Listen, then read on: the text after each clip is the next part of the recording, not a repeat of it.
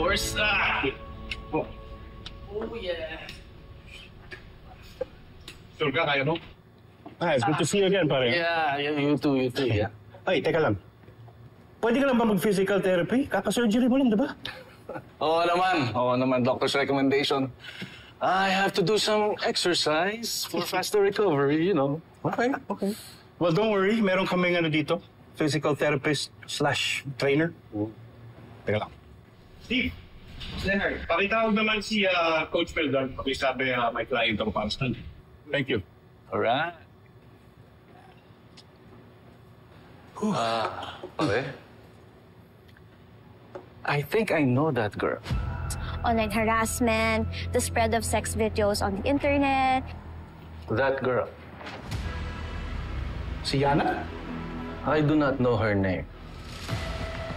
Pero ang alam ko, days before namatay si Zach, nag-away sila. Ano?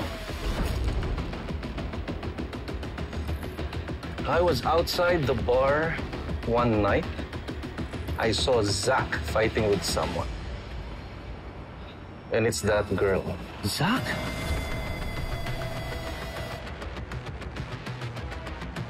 Asan yung pera ko? Sabi lang pa kasi yung pangbayad sa akin, but Damn it, Yana!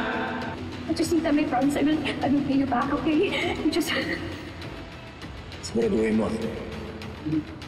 Hindi ka lang sa utang mababaon mo.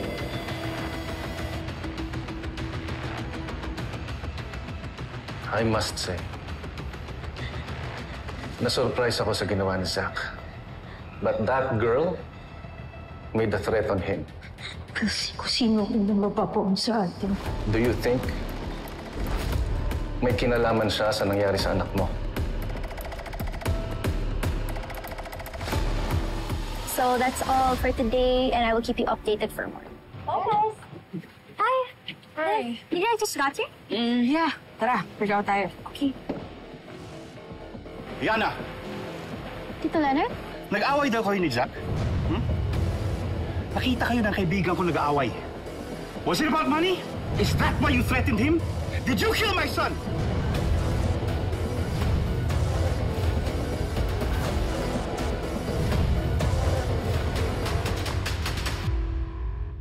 Of course not, Tito. Bakit ka naman po papatayin si Zach? My friend said you fought about money. Did you fight about money? Answer me! Tito, can we just relax, okay? Well, Tito, bumili po sa akin ng watch si Zach. And then, gusto na po niyang ibalik. So, he was just asking for his money back. What? Bakit niya sinusuli? Asan yung pera ko? Sabi lang pa kasi yung pangbayad sa akin, but Damn it, Yana! I guess he just changed his mind. Kaya sinusoli lang po niya sa akin, pero I mean, isn't it unfair? Di ba dapat pag binili na niya yung bilot, dapat hindi na niya sinusoli, tapos bigla na lang po niya ako dito sinisingil. That's not fair! Is that why you threatened him?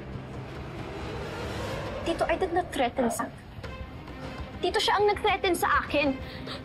Tito, alam niyo po ba na tinakot na po niya ako, napapatayin niya ako? Tapos Tito, tinutukan pa niya ako ng baril. That's not fair, Tito. I don't know what your friend said, pero hindi po ako nag-threaten sa anak niyo. Siya po ang nag-threaten sa akin. Let's see what the investigators are gonna say. I assure you, I'm gonna tell them everything. And I'm also sure, Tito, that they will just say that this is hearsay. And hearsay is inadmissible sa court. I know you're desperate, and I understand, okay? Pero sana wag mo naman po akong idamay, Tito. Because I did not kill your son. But I hope you find the killer. Law school may be taught, but its lesson will be useful in time. And the time is now.